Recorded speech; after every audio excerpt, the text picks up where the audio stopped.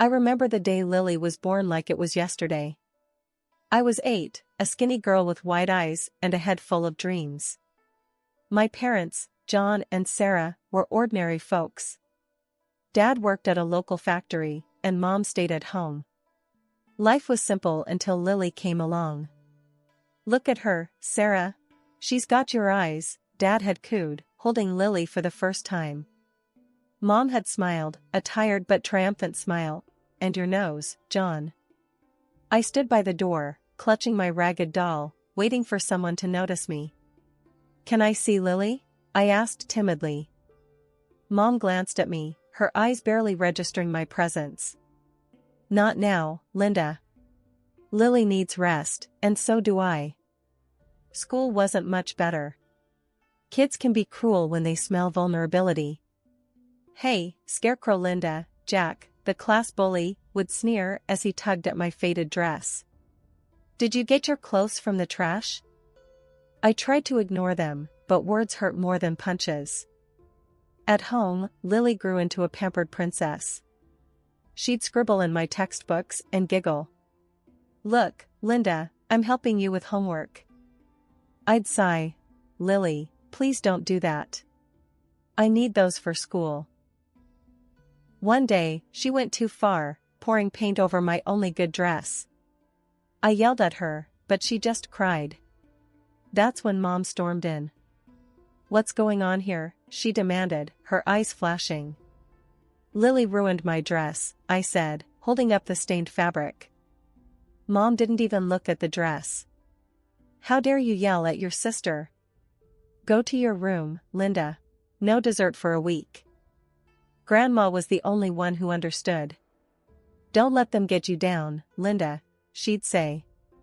Her house was my refuge, filled with books and love. She taught me to escape into stories, to live 1,000 lives within those worn pages. The day Grandma passed away was the day I lost my true home. I remember coming back from school, my heart heavy, walking into a house filled with her absence. My parents were in the living room, already talking about her belongings. "We should start clearing out her stuff," Dad said, his voice devoid of any sadness. Mom was looking through a list. "And her library? Those dusty old books?" I lingered at the doorway, listening, a tightness growing in my chest. "Just get rid of them," Dad shrugged. "Who needs all that old paper?" I couldn't hold back anymore. "Can I have Grandma's books?" I blurted out, stepping into the room. "Please?" They both turned, almost surprised to see me. "Sure, take them," Mom said dismissively. "We don't have any use for them anyway." I spent the next days transferring Grandma's books to my room, each one a piece of her I wasn't ready to lose. Life moved on in its cruel pace. As high school came to an end, my parents made an offer I didn't expect. "We'll pay for your college," Mom announced one evening. "You can study accounting or something practical." I remember feeling a mix of surprise and suspicion. "Really? Why?" I asked. "It's our duty," Dad said. "Just don't expect any more handouts after this."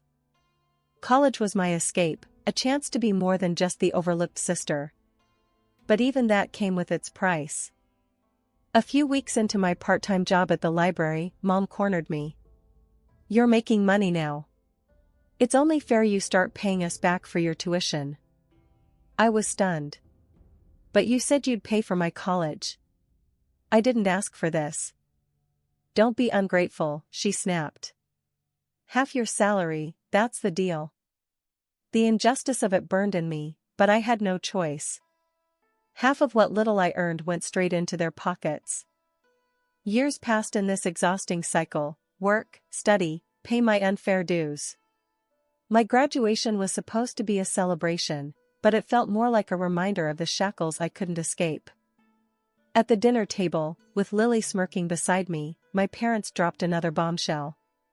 "Now that you're working full-time, we expect you to continue paying us," Dad said, as if it was the most natural thing in the world.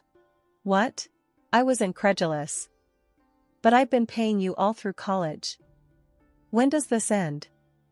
It ends when we say it does, Mom said coldly. You owe us, Linda. I felt a mixture of anger and helplessness.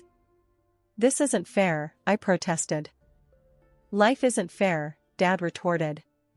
You live under our roof. You follow our rules. And just like that, my dreams of independence, of a life where I could be my own person, were crushed under the weight of their greed and entitlement. In my room that night, surrounded by Grandma's books, I realized the stark contrast between the warmth and love they represented and the cold, calculating nature of my own family. These books were my only legacy, the only thing that connected me to a sense of belonging, of being understood. Life after college became a monotonous cycle of work and fatigue. Every payday, the same scene would unfold at home. Linda, have you got your paycheck yet? Mom would ask, her hand already outstretched, the moment I stepped through the door. I'd hand over half of my earnings without a word. It had become a routine, a bitter pill I swallowed each month. One evening, I mustered the courage to confront them. Mom, Dad, I've been thinking, I began hesitantly, maybe I can start keeping a bit more of my salary. I need to save up, maybe for a place of my own. Mom's expression hardened. Your own place? Don't be ridiculous. You owe us, Linda. We paid for your education. But I've been paying back. Isn't that enough? I protested, feeling a surge of frustration. Enough? You think a few $1,000s cover your debt to us? Dad's voice rose. We raised you, fed you, clothed you. You owe us for a lifetime. I felt my heart sink. But I never asked for any of this. I just wanted to go to college. And who do you think paid for that? You think that was free? Mom snapped. No, Linda, you'll continue paying us, just as you have been. The unfairness of it all was suffocating. I had hoped, foolishly, that they might see reason, but their entitlement knew no bounds. Lily, ever the favored child, never missed a chance to taunt me. Look at our little accountant, can't even afford a new dress, she'd sneer, flaunting the latest gadget or outfit they'd bought her. I remember one particularly hard day at work. I had stayed late, trying to finish a complex report. Exhausted, I reached home to find my family had ordered takeout, my favorite Thai food. For a moment, my spirits lifted. Is there any left for me? I asked, hopeful. Mom shrugged. You should have been here earlier. Besides, you can buy your own food with your big salary. I retreated to my room, too tired to argue. Dinner that night was a stale sandwich and a cup of tea. Alone in my room, surrounded by the comforting presence of my grandmother's books, I felt the full weight of the life I was trapped in. I longed for more, for freedom, for a chance to live for myself. But every attempt to break free was met with guilt trips and reminders of a debt that I was beginning to realize might not even be mine. My life at home had become a ceaseless routine of work and servitude. Each day, I'd return from my job as an accountant, mentally drained, only to be greeted by the chaos of my family's demands. One evening, I came home to find the living room in a mess. Dad was lounging on the sofa, watching TV, while Lily was sprawled on the floor, surrounded by a pile of clothes. Linda, you're back. Finally, Dad said without looking away from the screen. Clean up this mess, will you? And start dinner, we're hungry. But I've just got back from work, I protested weakly, my shoulders slumping. Work? You call sitting in an office all day work? Lily scoffed, not bothering to lift her gaze from her phone. Try doing something useful for a change. Their words stung, but I was too tired to argue. Silently, I began picking up the clothes, my mind heavy with resentment. As I cooked dinner, the familiar sense of injustice gnawed at me. I was more than just their housekeeper, more than their source of income. But in their eyes, I was nothing more than an extension of their will, a means to an end. The next morning, I was met with another list of demands. Linda, take Lily shopping today. She needs new clothes, Mom instructed as I was about to leave for work. But I have a busy day at the office, I said, my voice strained with frustration. Oh, what's more important? Your job or your family? Mom retorted, her tone sharp. The irony of her words wasn't lost on me. My job was important only when it benefited them. Reluctantly, I agreed to take Lily shopping after work, sacrificing the little personal time I had left. At the mall, Lily flitted from store to store, her excitement in stark contrast to my growing despair. Isn't this dress cute, Linda? She gushed, holding up an expensive designer dress. Buy it for me. You owe us, after all. I looked at the price tag and felt a pang in my chest. Lily, this is too much. I can't afford this. Can't afford it?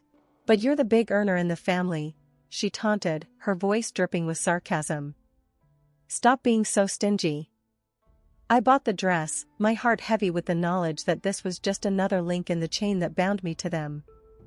That night, as I lay in bed, I realized that my life had become a cycle of giving my time, my money, my energy, with nothing in return. I was trapped in a life of servitude, catering to the whims of a family that saw me as nothing more than a resource to be exploited. The day of my 30th birthday dawned just like any other day. I woke up early, hoping maybe, just maybe, this day would be different. That my family would remember and we'd have a small celebration, a moment of happiness. I walked into the kitchen where Mom, Dad, and Lily were already having breakfast. Good morning, I said softly. Dad glanced up. Morning. Make sure you're not late for work. I waited, hoping for more, but there was just silence. My heart sank. They had forgotten. It was just another day for them. I tried to hide my disappointment as I prepared my breakfast. The clock ticked away, each second a reminder of how little they cared. As I was about to leave for work, I mustered up the courage to remind them. You know, today is my birthday, I said, my voice barely a whisper. Mom looked up, a flicker of surprise crossing her face before it vanished. Oh, is it? Well, happy birthday. Don't expect us to throw a party. Lily snickered. Yeah, happy birthday, Linda. Maybe you can treat yourself to something nice with your big paycheck. Their words stung like 1,000 needles. I left the house, holding back tears, feeling more alone than ever. The day at work was long and tiring. When I returned home, I hoped maybe they'd have a change of heart. But the house was just as I'd left it. I found Mom, Dad, and Lily in the living room, ordering food from a fancy restaurant over the phone. My hopes dissipated like mist. Are we expecting guests? I asked, a glimmer of hope reigniting. No, just felt like ordering something nice, Mom said casually. You can join us if you want. I watched as they ordered dish after dish, my heart sinking with each click of the phone. Should I get the lobster or the steak? Lily mused aloud. You should get both, Mom encouraged. I stood there, a bystander in my own home. They hadn't just forgotten my birthday, they didn't care. I retreated to my room, the walls echoing with their laughter and chatter. I sat on my bed, surrounded by Grandma's books, the only gifts I'd ever truly treasured. In the silence of my room, I called my Aunt Mary, the only other person who had ever shown me kindness. She answered with a warm, "Happy birthday, Linda. How are you, dear?" Her words, so simple yet so full of warmth, brought tears to my eyes. We talked for a while, and she shared stories about Grandma, bringing a smile to my face. Then she said something that stopped me cold. You know, your grandmother would be so proud of you. She always wanted the best for you. That's why she left the money for your education. I was confused. What money, Aunt Mary? The money she saved up for your college. Didn't your parents tell you? She was so determined to give you a good start in life. My world spun. Grandma had paid for my college? All these years, my parents had lied, making me believe I owed them. I hung up the phone, my mind racing. The truth was a key, unlocking the chains I'd been bound with for so long. My parents had manipulated me, used me, all based on a lie. That night, I couldn't sleep. The revelation churned in my mind, a mix of anger, betrayal, and a newfound sense of determination. I couldn't let them control me anymore. I had to break free, to find my own path. The next morning, I confronted them. I know about the money Grandma left for my education. Why did you lie to me? Their reactions were a mix of shock and defensiveness. We did what we had to do, Mom said coldly. We're your parents. It's your duty to support us. Duty? You lied and made me your servant. I exclaimed, my voice trembling with emotion. Dad just rolled her eyes. Drama queen. You should be grateful we let you live here. That was the final straw. I was done being their scapegoat, their cash cow. It was time for me to take control of my life. The morning after my birthday was a new beginning. The sun seemed brighter, the air fresher, as if the world was acknowledging my resolve. I had packed my things quietly, trying to avoid any early confrontations. But as I was about to leave, Mom and Lily confronted me in the hallway, blocking my path. Where do you think you're going with those bags? Mom asked, her eyes narrowing. I'm leaving, I stated, my voice steady despite the pounding of my heart. Mom's tone turned pleading. Linda, you can't do this to us. We're your family. Where will you go? Anywhere but here, I said, stepping around them. I deserve better than this. I deserve a life. As I walked out the door, I felt a weight lift off my shoulders. The shackles of guilt and obligation that had held me down for so long were finally broken. I didn't look back. I walked towards the bus stop, my heart filled with a mix of fear and excitement. I was stepping into the unknown, but for the first time, it was a path that I had chosen for myself. On the bus, I called a number I had written down a few months back, an advertisement for an apartment rental. The voice on the other end was friendly and understanding. By the time the bus reached my stop, I had arranged to view the apartment later that day. The apartment was small, but cozy, a stark contrast to the coldness of my family home. As I signed the lease, I felt a sense of ownership and independence I had never experienced before. That night, in my new apartment, surrounded by my grandmother's books, I finally felt at peace. I cooked a simple dinner for myself, enjoying every bite without the weight of judgment or expectation. My phone rang several times that evening, the caller ID showing my family's number. But I didn't answer. I was done letting them control my life. Instead, I curled up on the small sofa with a book, losing myself in a story of adventure and courage. It was like Grandma was there with me, her spirit encouraging me to live the life I was meant to have. In the quiet of my apartment, I made a promise to myself. I would live my life on my own terms, find my own happiness. I would no longer be the overlooked child, but a woman strong, free, and in control of her destiny. Settling into my new apartment was like starting a fresh chapter in my life. I had my own space, and for the first time, I could use my salary for myself. It was a revelation to realize how far my earnings could stretch when I wasn't giving half of it away to my parents and sister. I could afford good food, stylish clothes, and even indulge in a bit of self-care. One of my first acts of independence was giving myself a complete makeover. I got a stylish haircut, something I had always wanted but never dared to do. I bought clothes that made me feel confident and happy. Every morning, I dressed for work with a sense of pride and excitement. At work, my colleagues noticed the change immediately. Linda, you look fantastic. What's your secret? Sarah, one of my closest colleagues, asked me one day. Just enjoying my life and embracing the change, I replied with a smile, feeling a sense of accomplishment. But the most important thing I did after moving out was to take my grandmother's books with me. Those books were more than just literature, they were a connection to the happiest part of my childhood and a reminder of my grandmother's love. Every evening, after returning from work, I would make myself a cup of tea and curl up with a book from Grandma's collection. It was my way of keeping her memory alive and cherishing the love for reading she had instilled in me. Life in my new apartment was peaceful and fulfilling. I relished in the small joys, like cooking my favorite meals, decorating my space, and losing myself in a good book. The sense of freedom was exhilarating. One afternoon, as I was arranging my books on a new shelf, I came across an old photo of my grandmother tucked inside a novel. Tears welled up in my eyes as I held it. I knew she would have been proud of me for finding my own way. I placed the photo on my nightstand, a nightly reminder of where I came from and the strength I carried within me.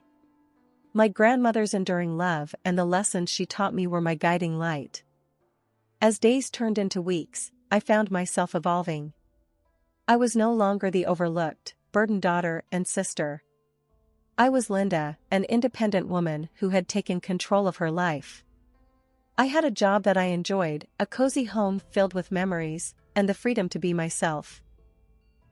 Life was no longer about surviving, it was about living, thriving, and finding joy in the little things. My transformation was not just external, it was a deep, internal change that had reshaped my view of the world and myself. Every morning, as I looked at myself in the mirror, I saw a confident, happy woman staring back at me. I was finally at peace, living a life that was truly my own. I had been living in my new apartment for a month when my phone rang one evening. The caller ID flashed my parents' number, a sight that now stirred a mix of emotions. Bracing myself, I answered. "Linda, this is ridiculous. You need to come back home. We can't manage without the money you were giving us." Mom's voice was both pleading and demanding. "I'm sorry you're finding things tough, but I've moved on. Maybe it's time you both looked for jobs," I suggested, trying to keep my voice calm. "How dare you talk to us like that? After all we've done for you?" My dad's voice boomed through the speaker. "I've done my part for years. It's time for you to take responsibility for your own lives," I replied firmly. Their response was a barrage of insults and accusations, but I held my ground. "I'm not responsible for your financial problems," I repeated before ending the call. A few days later, there was a knock at my door. Opening it, I found my sister Lily standing there, her expression one of expectancy. "Linda, I need money for a new gadget. Just transfer it to me like before," she said, as if nothing had changed. I couldn't help but laugh at the absurdity. "Lily, I'm not your personal bank anymore. You should try earning your own money." Her reaction was immediate and intense. She began screaming at me, hurling insults and accusations. "You owe us.